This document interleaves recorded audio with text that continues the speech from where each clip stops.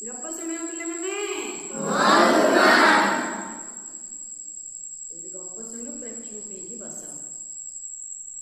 तमरी मान भाया गोटे छोट पिलाटे थिला। से ता बापा सहित साइकेल रे जाउतिला मार्केट को। जिबा रास्ता रे कोन हैला ना तांका से बापा को साइकेल रे जाउथांती। किछि बाट गला परे गोटे साइकेल टे रास्ता रे एंतिका थुआई थाए। से साइकेल रे बैग माने टंगा ही थांती।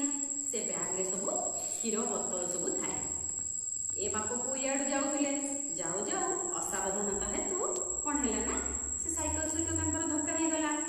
जेमिति धक्का हेची कोन हेतु सेटू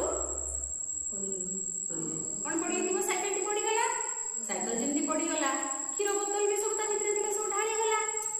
तो जेमिति ढाली जाईची सेटू बापा को दी जण जाक संगे संगे मिसी गले। मिसी की से बोतल गुडा को सब टेकी देले। किछि क्षीर तळे पड़ी गला।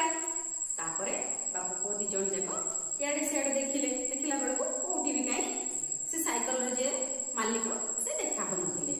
सेटू कोन हैला ना बोडा कहिला बापा बापा आउ चलो पळै जिबा। सेटू ता बापा कहले काई ना के नाहंती।